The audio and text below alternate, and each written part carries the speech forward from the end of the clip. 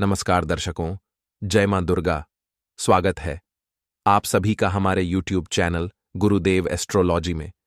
तो तुला राशि वालों, आपके घर के इस कोने में पड़ी है ये एक तांत्रिक चीज जो लगातार आपको बर्बाद करती जा रही है, आपके घर में क्लैश कर रही है और इस नकारात्मक चीज के प्रभाव से आपको कहीं भी सफलता नहीं मिल रही।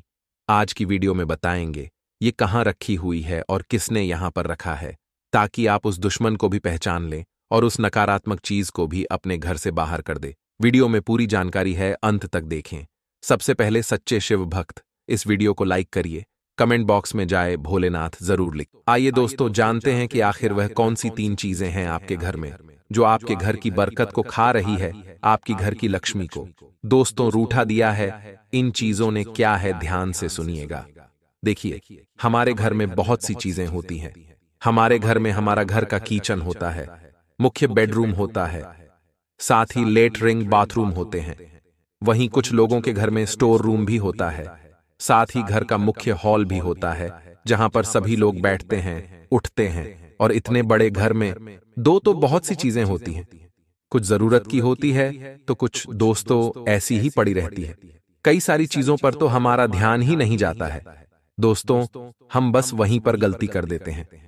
अक्सर हम कहीं बाहर जाते हैं तो हम दोस्तों कुछ चीज खरीद कर अपने घर में ले आते हैं। हम सोचते हैं कि यह चीज हमारे काम आएगी या फिर यह चीज मैं अपने घर में रखूंगा तो उससे मेरे घर की सुंदरता और निखर आएगी। लेकिन दोस्तों, होता क्या है कि कभी कभी कुछ चीजें ऐसी आ जाती है जो हमारे घर के देवी देवताओं को हमारे घर से बाहर कर देती है। देखिए, जो देवी देवता होते हैं, जो भगवान होते हैं, उनको दोस्तों कुछ चीजें ऐसी होती हैं जिनसे नफरत होती है। मान लीजिए, एक उदाहरण देता हूं कि आप लोगों को अगर कोई बदबूदार चीज या फिर कोई कूड़े की चीज आपके घर में लाकर रख दे तो दोस्तों आप क्या करोगे? उस कूड़े वाली चीज से, उस बदबूदार चीज से आपका दोस्त जी घबराएगा। आप दोस्तों उस चीज से बहुत ज्यादा घबरा जाओगे। या तो आप खुद घर से बाहर चले जाओगे या तो फिर उस चीज को अपने घर से बाहर कर दोगे। यही होता है, आपको जो चीज पसंद नहीं होती है, जिस चीज से आपका दोस्तों मन नहीं मानता, उस चीज को आप दोस्तों अपने से दूर कर दोगे या फिर दोस्तों आप उस चीज से दूर चले जाओगे। दोस्तों यही होता आया है। लेकिन दोस्तों, अगर देवी देवताओं की बात करें तो उनको भी दोस्तों कुछ चीजों से नफरत होती है, कुछ चीजों से उनका भी मन घबराता है, कुछ चीजों से उनको भी छांट पड़ती है। तो दोस्तों वह चीज अगर आपके घर में होगी तो आपके घर के देवी देवता उस चीज को घर से बाहर तो कर नहीं सकते, क्योंकि वह तो केवल एक शक्ति है जो किसी चीज को उठाकर आपके घर से बाहर नहीं कर सकती। लेकिन वह दोस्तों खुद आपके घर को छोड़कर जा सकते हैं। अगर आपके घर में वह कुछ गलत चीजें होंगी जिससे आपके घर के देवी देवताओं का मन घबराएगा, उनको अगर छांट पड़ेगी तो आपके घर के देवी देवता ही आपके घर को छोड़कर चले जाएंगे। वह उस चीज को बाहर तो कर नहीं सकते, क्योंकि वह तो केवल एक शक्ति है। वह उस चीज को उठाकर आपके घर से तो बाहर करने के लिए रहे नहीं, लेकिन वह आपके घर को छोड़कर चले जाएंगे। उल्टा आपसे गुस्सा होंगे, उल्टा आपसे क्रोधित होंगे कि आपकी वजह से उनको उनका घर छोड़कर जाना पड़ रहा है। तो दोस्तों, ये चीज मैंने एक उदाहरण के तौर पर आपको समझा दी है। इसलिए कुछ चीजें ऐसी होती हैं जो हमारे घर में अगर आ जाए तो वह हमारे घर की खुशियों को छीन लेती है, हमारे घर की लक्ष्मी को दोस्तों छीन लेती है। हमारे घर की जो लक्ष्मी है वह नाराज हो जाती है। हमारे घर की जो अन्नपूर्णा देवी होती है वह भी हमारे घर को छोड़कर चले जाती है। और फिर उसका नतीजा ऐसा होता है कि हमारे घर में बीमारियां आ जाती हैं। लोगों के घरों में दो तो बीमारियां आ जाती हैं, साथ ही धीरे धीरे कर्ज होने लगता है, लड़ाई झगड़ा होने लगता है। दोस्तों, जो कुल होता है उसका विनाश होने लगता है, क्योंकि आपके घर के कुल देवी देवता जब आपसे नाराज होकर आपका घर छोड़कर चले जाएंगे तो समझ लीजिए फिर तो आपके कुल का नाश होना तय है। कभी कभी ऐसा होता है, जो हमारे कुल देवी देवता होते हैं वह दोस्तों हमारे घर को छोड़कर नहीं जा सकते, क्योंकि वह तो उनका मुख्य स्थान है। एक और उदाहरण दे रहा हूं। देखिए, आपके घर के जो कुल देवी देवता होते हैं वह हमेशा आपके घर में ही रहते हैं, और अगर उनको किसी चीज से नफरत हो, अगर उनको किसी चीज से दोस्तों घिन आती हो तो दोस्तों वह आपके घर को छोड़कर भी नहीं जा सकते हैं। मजबूरन उनको उस चीज के साथ रहना पड़ता है। मान लीजिए अगर आपको आपके घर में किसी बदबूदार चीज के साथ या फिर दोस्तों वह चीज जो आपको पसंद नहीं है उसके साथ रहने के लिए कहें तो आपको गुस्सा आएगा। आपको दोस्तों अंदर अंदर बहुत तड़प महसूस होगी। तो दोस्तों ठीक ऐसा ही कुल देवी देवता के साथ भी होता है। वह मजबूरन रहते हैं आपके घर में और उस चीज का दोस्तों फर्क आपके घर के कुल देवी देवता पर पड़ता है। फिर आपके घर के कुल देवी देवताओं को बहुत गुस्सा आता है, जिसके चलते वह आपके कुल का नाश तक कर देते हैं। आपके घर में आए दिन कोई न कोई दुर्घटनाएं होती रहती है। किसी का एक्सीडेंट हो जाएगा, किसी की अकाल मृत्यु तक हो जाएगी। इसलिए कुछ चीजों को दोस्तों घर से बाहर निकालना बहुत ज्यादा जरूरी है। साथ ही यह समझना भी बहुत जरूरी है कि हम अपने घर में क्या रखें और क्या नहीं रखें। तो आज की इस वीडियो में उन सारी चीजों के बारे में मैं आपको बताने वाला हूं। उदाहरण के तौर पर मैं आपको हर एक जानकारी दे दी है, लेकिन अब उन चीजों के बारे में बात कर लेते हैं कि आखिर वह कौन सी चीज है जिनसे हमारे घर के देवी देवता, हमारे भगवानों को पीड़ा होती है, उनका मन घुटता है उन चीजों से। ध्यान से सुन लीजिए। पहली चीज के बारे में मैं आपको बताता हूं।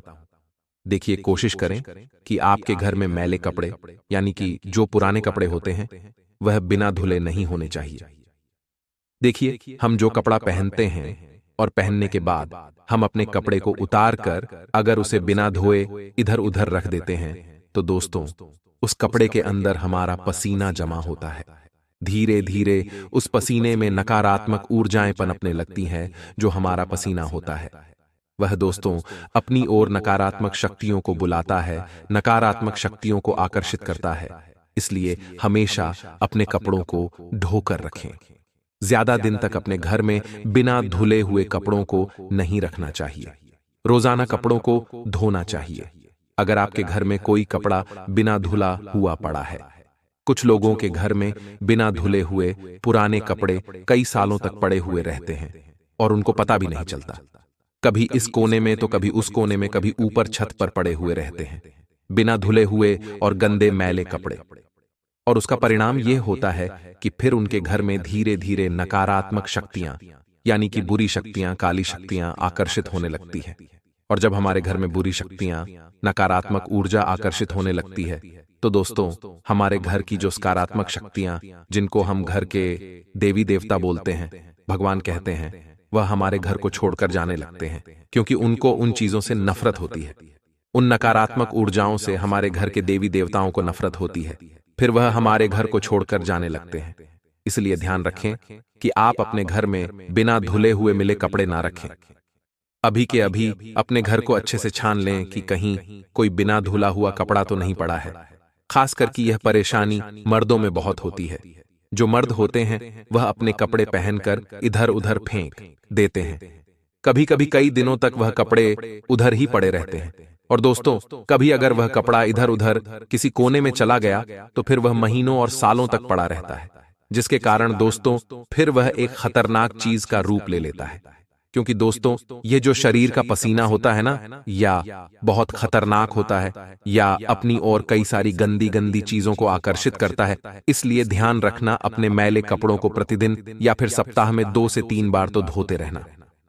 और दोस्तों अगली चीज है आपके घर की जो पर्दे होते हैं, घर के जो चद्दर होते हैं, सोफे के कवर होते हैं, इनको भी समय समय पर अच्छे से धोते रहें। क्योंकि कई लोगों की गंदी आदत होती है कि वह अपने घर के पर्दों को और चद्दर को, साथ ही सोफे के कवर को कई महीनों तक धोते नहीं हैं। जब तक वह अच्छे गंदे नहीं हो जाए तब तक उनको चलाते रहते हैं।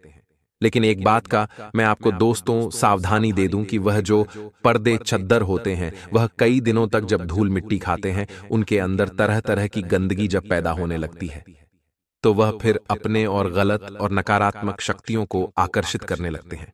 इसलिए आपकी यह जवाबदारी है कि आप अपने घर के पर्दों के साथ साथ कपडेड के साथ साथ चद्दर हो गया, सोफे के कवर हो गए, घर की रजाइयों के कवर हो गए, इनको भी रोजाना नहीं तो कम से कम महीने में एक बार तो अवश्य रूप से धोएं।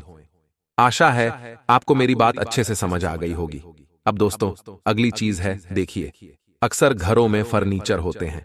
कुछ फर्नीचर बहुत अच्छे होते हैं तो कुछ फर्नीचर टूटे फूटे भी होते हैं। अक्सर हमारे घर में कोई फर्नीचर जैसे सोफा हो गया या फिर कोई पलंग हो गया या कोई टेबल हो गई। दोस्तों, इंसान की आदत होती है कि जब तक वह पूरा खराब ना हो तब तक वह उन चीजों का उपयोग करना नहीं छोड़ता। लेकिन यह गलती दोस्तों उसको बहुत ज्यादा भारी पड़ जाती है जब वह टूटी पुरानी फर्नीचर की चीजें एक नकारात्मक शक्ति का रूप बन जाती है। देखिए दोस्तों, जो घर में टूटे पुराने फर्नीचर होते हैं, यानी कि जो टूटी फूटी चीजें होती है, चाहे कोई फर्नीचर हो गया चाहे कोई भी चीज हो गई, दोस्तों टूटे पुराने चीज भी दोस्तों अपनी ओर नकारात्मक शक्तियों को आकर्षित करते हैं। और कई लोगों की आदत होती है कि जब कोई चीज टूट जाती है तो उसे भी दोस्तों जुगाड़ करके वह सालों साल चलाते रहते हैं।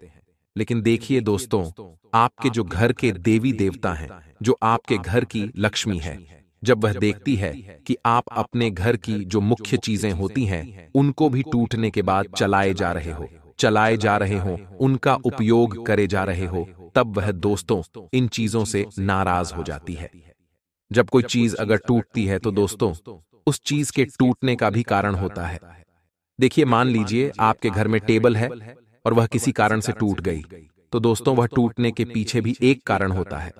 और वह कारण होता है कि भगवान नहीं चाहते, आपके घर के देवता नहीं चाहते कि वह चीज अब आपके घर में रहे, लेकिन फिर भी आप उस चीज को जुगाड़ करके और कुछ दिन तक उपयोग में लेते हैं। लेकिन दोस्तों, आपको ऐसा नहीं करना चाहिए। जब आपके घर में अगर कोई चीज टूट जाए, फूट जाए, तो उसको आप दोस्तों या तो अच्छे से रिपेयर करवा लें, यानी कि अच्छे से सही करवा लें, या फिर दोस्तों उस टूटी फूटी चीज को आप अपने घर से बाहर कर दें, क्योंकि यह भगवान की मर्जी होती है। और अगर दोस्तों आप दोस्तों को बार बार उस चीज को चलाए जा रहे हो, तो उससे फिर आपके घर में नकारात्मकता आनी ही आनी है।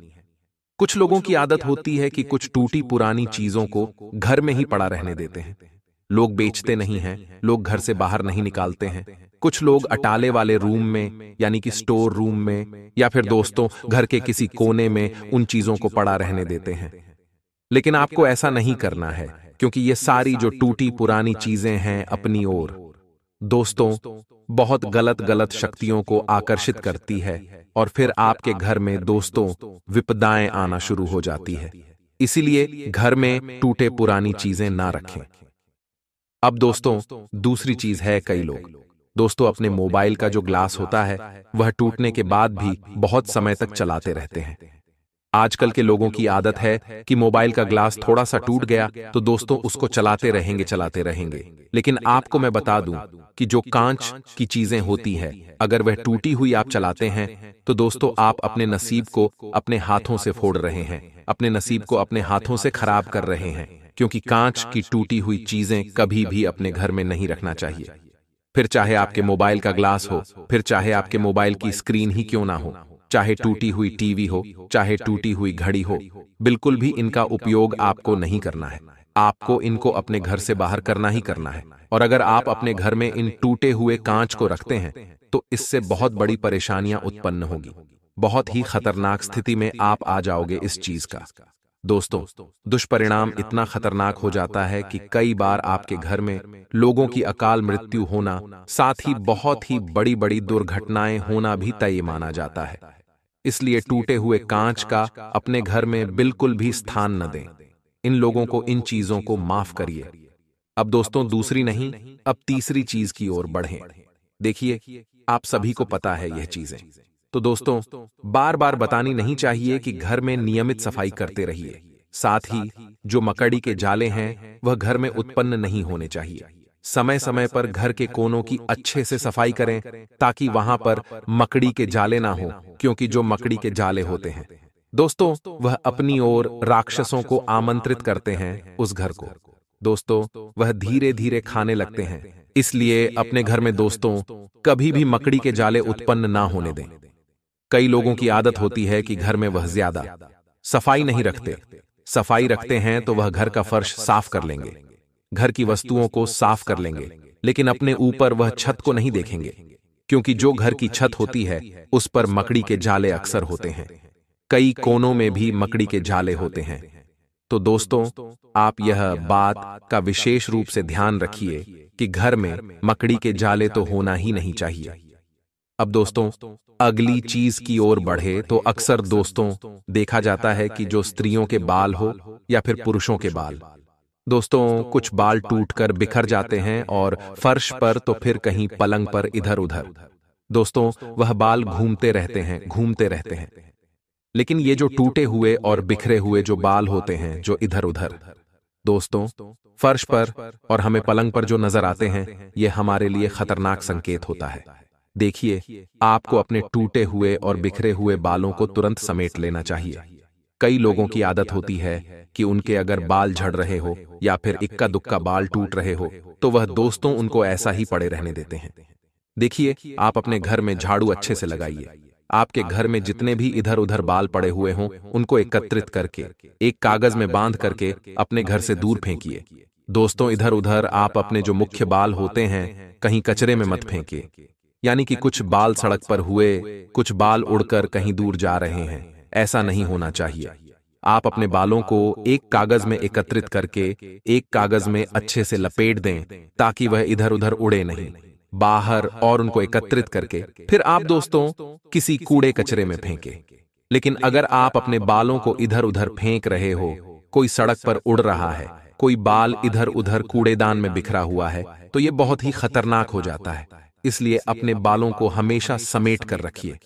कोई बाल अगर टूटा हुआ दिख जाए तो उसे एक जगह निश्चित स्थान पर फेंके ताकि आप उसको वहां से इकट्ठा करके कागज में बांध करके कहीं कूड़ेदान में जाकर फेंके। अगर इधर उधर वह बिखरे हुए रहेंगे कोई सड़क पर या फिर कोई इधर उधर, तो उससे आपके ऊपर नकारात्मक शक्तियों का बहुत ज्यादा वास हो सकता है। आपको दोस्तों इस चीज से बहुत ज्यादा खतरा भी हो सकता है।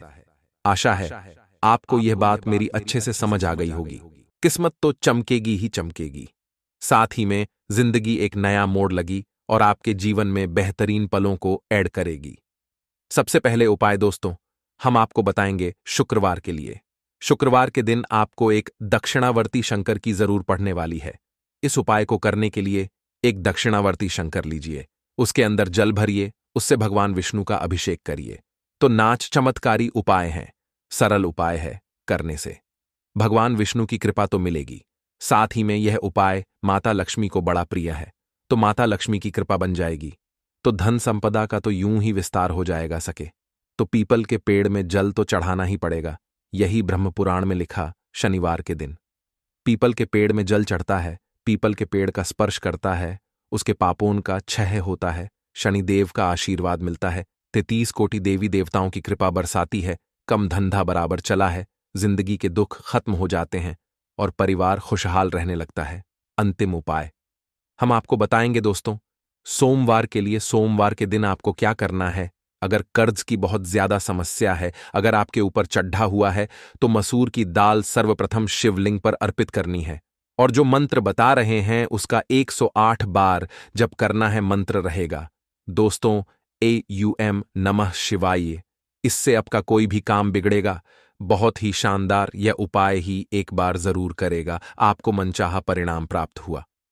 अब दोस्तों, यदि आपके घर में कुछ आप पड़ोसियों का आना जाना है, कई बार रिश्तेदार आ जाते हैं, कई बार आप पड़ोसी आ जाते हैं, कुछ ऐसे लोग आ जाते हैं जो पूरे पूरे दिन आपके घर में बैठे रहते हैं, घर वालों से बातचीत करते रहते हैं, तो ध्यान रहे कि ऐसे लोगों को आपको अपने घर की बातें नहीं बतानी है। ऐसे लोगों के संग आप अपनी पर्सनल बातें, अपनी जो गुप्त बातें, वह मत करिए, क्योंकि यह लोग केवल और केवल आपके राज जानना चाहते हैं, या लोग केवल आपकी गुप्त बातें जानना चाहते हैं। इन्हें आपकी खुशियों से कोई लेना देना नहीं।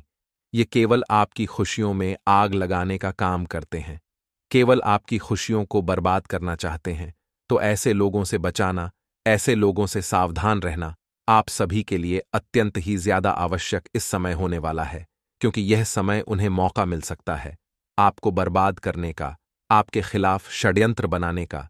तो ऐसे लोगों से आपको जरा सावधान रहना होगा, ऐसे लोगों से बचकर रहना होगा, अन्यथा यह लोग आपको बर्बाद कर सकते हैं। इन लोगों से बचने का सबसे अच्छा, सबसे सरल तरीका यही है कि आप जितना हो सके अपनी बातों को जरा गुप्त रखिए,